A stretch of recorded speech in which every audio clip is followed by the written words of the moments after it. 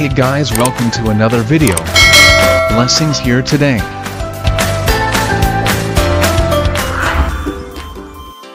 Magandang buhay mga ka-blessings, mula Luzon, Visayas at Mindanao.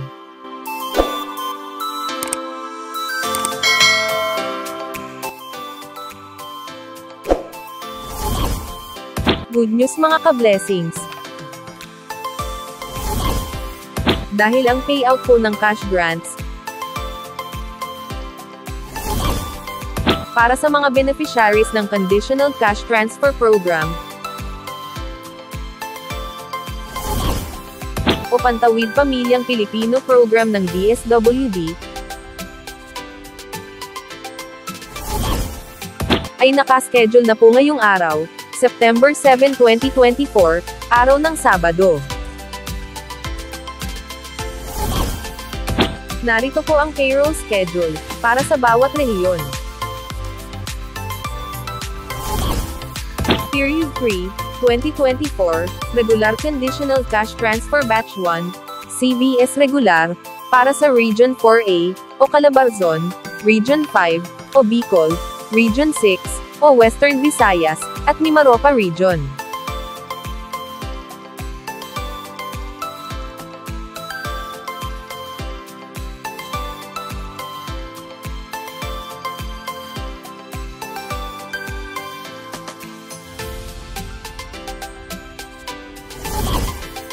Ang RCCT, o Regular Conditional Cash Transfer, ay tumutukoy sa isang programa ng cash transfer, na nagbibigay ng regular na tulong pinansyal, sa mga benepisyaryo sa ilalim ng mga kondisyong tinakda ng programa. Ang CVS, o Compliance Verification System, ay ang proseso kung saan sinuri, ang pagtupad ng mga benepisyaryo, sa mga kondisyon ng programa.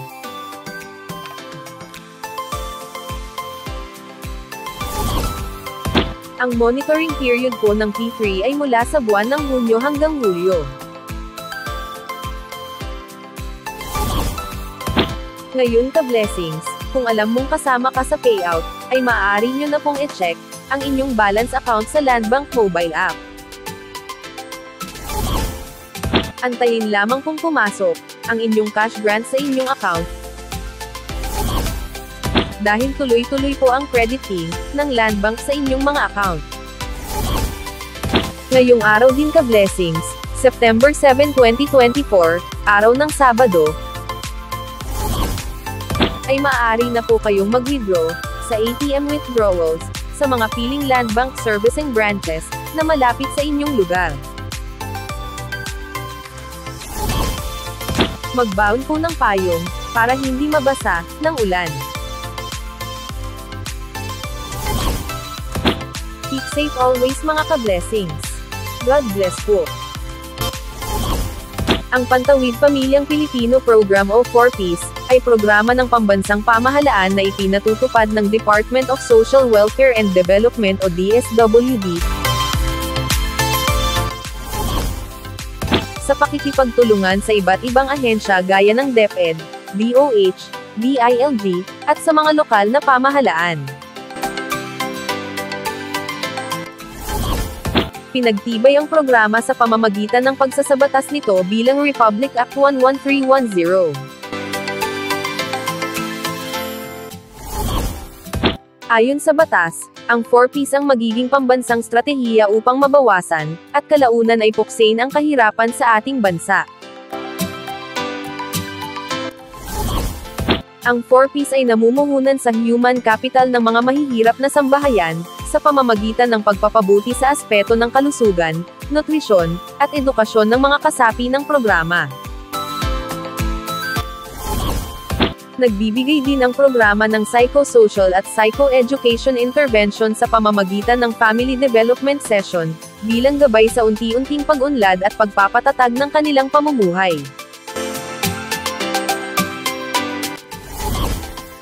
Noong ika-17 ng Abril taong 2019, isinabatas ang RA 11,310, na mas kilala bilang Anak Institutionalizing the Pantawid Pamilyang Pilipino Program o 4Ps Act.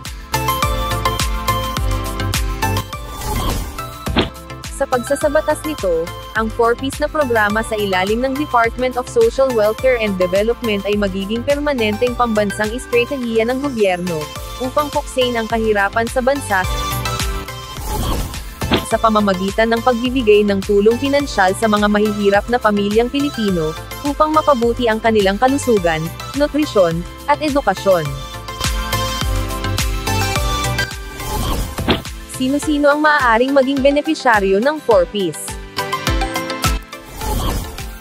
Ang mga maaaring maging benepisyaryo nito ay mga mahihirap na pamilyang Pilipino, na siyang makakasunod sa mga kondisyon ng programa.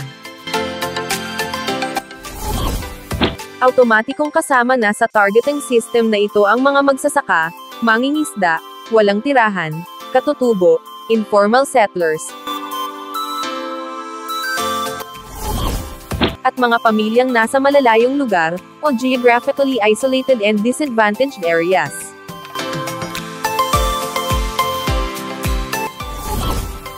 Narito ang mga batayan ng isang pamilya na maaaring makasama sa programa. Dapat mayroong 0 hanggang 18 taong gulang na miyembro ng pamilya.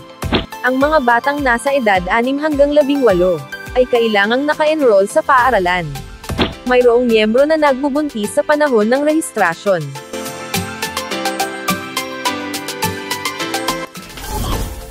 Ang isang kwalipikadong pamilya ay maaari lamang maging benepisyaryo ng programa sa loob ng 7 taon.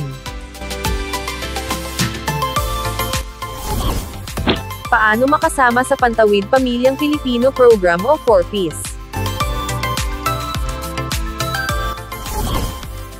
Ang mga benepisyaryo ng programa ay pinipili, sa pamamagitan ng National Targeting System for Poverty Reduction o listahanan.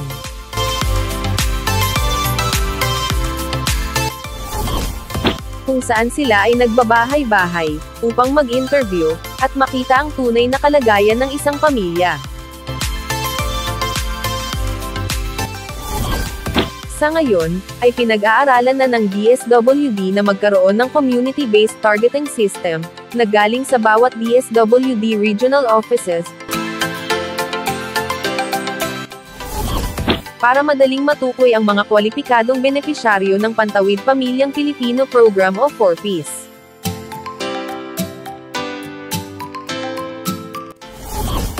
Ano-ano ang mga benepisyo na maaaring makuha mula sa programa?